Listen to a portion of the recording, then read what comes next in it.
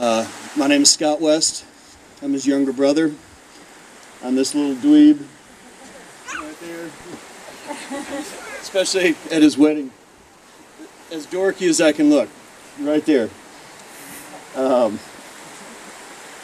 and I, gosh, we have so many memories. We grew up, very unique. Let's just say we grew up kind of the rough style, old school. Dad always, he moved around a lot, and every year seemed like it was a different place. Dad was a machinist, he was a truck driver, he was, a lot like Ron. He had a lot of talents. Anything he put his hands on, he was good at. He became a master mechanic, and I think a lot of what Dad was, Ron became. And I wish to God I could, have the same talents he did. But Arizona, you asked me just a few days ago. She says, "How many times did you guys move when you were growing up?" I got your list. Okay, brace yourself. Okay, and there may be a couple in here that I cannot remember because, before first grade, I got nothing. But I gotta take a breath for this. Grand Rapids, Michigan. Chicago Heights, Illinois. Park Forest, Illinois. Kalamazoo, Michigan. Berthoud, Colorado. Longmont, Colorado. Livermore, Colorado. Coeur d'Alene, Idaho. Walden, Colorado. Ginger Quill Ranch, Wyoming. La Harpe, Illinois. Fox Park, Wyoming. DuBois, Wyoming. Jelm, Wyoming. Woods Landing, Wyoming. And finally, I moved to North Kansas City, Missouri. Now, that's just through my senior year of high school. Then I went on to 15 other places myself. But so Ron and I, we lived a crazy life. Quite honestly, I can't believe we survived our childhoods. Because we did such crazy stuff. Everything from, pulling each other behind snowmobiles on an inner tube through city streets, running into, street signs and fire hydrants, and doing, jumps on a mountain downhill on cross-country skis. Not downhill skis, cross-country skis. You can't turn. It's just balls to the wall, and, you hit a tree, you hit a tree. You hit a jump, and you try and recover, but most of the time we just wiped out and, wrecked ourselves. But we've had our disagreements through the years. He knocked my front tooth out 3 different times. I stabbed him in the leg with a pair of scissors. His sibling rivalries, we hated and loved each other at the same time. Nobody else better pick on him, but I can pick on him, and he'd be the same way. Nobody else can mess with me, but he can, So, Ron, I'm sorry, buddy. We've had this argument going on. Yes, Shauna, it's coming out. Yeah, I get the last word. I love you, Ron, but I get the last word, okay? Here it is. Okay, so we've had this argument going on all our entire lives. And here's the way it started. I must have been in maybe 6th grade. He was probably in 7th, something like that. And we decided we'd had enough of the favoritism because we had a younger half-sister, and it always seemed to be like, there was a lot of favoritism there, and we about had it up to here with it. And, well, Ron and I were going to run away from home. My God, that's going to do it.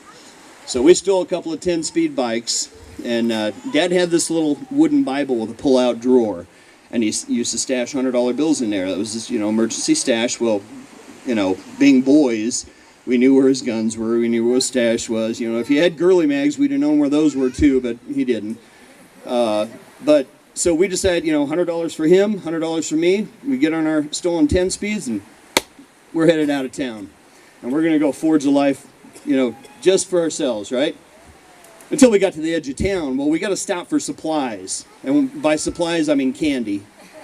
Because if you're going to go survive on your own, you need candy. Not water or provisions or sleeping bags or any warm weather clothing, nothing like that. We need candy. So we stopped this grocery store, and we have to buy a bunch of candy, and one of us has got to break that $100 bill. I'll get to this in a minute. But anyway, so we get back on the road and we start pedaling our butts down the highway. And we're just we're going toward our future, our destiny. And stepmom pulls up in the car. You better get your butts home. Your dad's coming home. You've had it, you know. And we're about 15 miles out of town. Well, so much for our grand adventure. We turn around, okay, and we start pedaling our butts back to home. So we got home. By that time, Dad's home from work, and I fully expected to just get thrashed within an inch of my life. But this time he didn't. I didn't know why. And he goes, "Where's my money?" Well, it didn't take long for me to empty my pockets, my change, my candy, That's all it was, your change and candy, right? It looks at Ron, and Ron's like, rabbit ears. His pockets is nothing, right? So Dad says, "Oh no, get back in the car." He takes us out to where Mom found us, 15 miles outside town. Drops us off, says, "Well, walk home, find my $100 bill." Okay, so 2.5 hours later, or whatever it was, we finally get home. Dad says, "Where's my money?"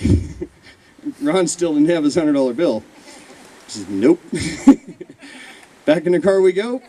Back out to where we were found, and dropped us off again and said, "Find my $100 bill." All right, so we start trudging back into town. This time we split off. I'm on one side of the road, he's on the other, and we're walking back, and however many hours it took, we got back home, still no $100 bill. The third time, Dad says, "Nope." Takes us right back out there, drops us off, and says, "Find my $100 bill."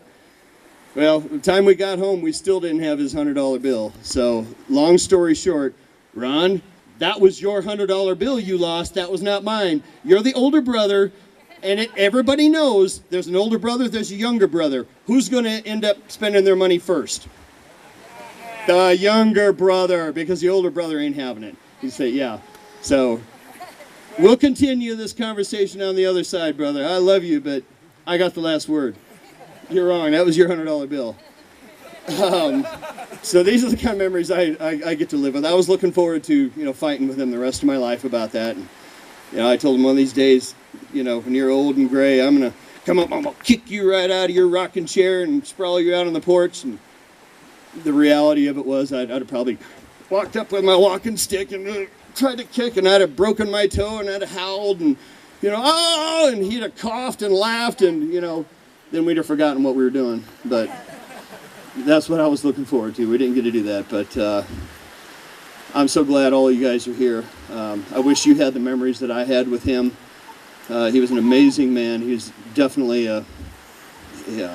he was a comet. He was a fire that burned out way before his time. We all know that. If you knew him, you knew that he was bigger than life itself. And I love you all. Thank you so much for coming. Ron, I love you. I'll miss you forever, buddy. I'll see you on the other side. Anybody who wants to come up and say something, please do. Thank you.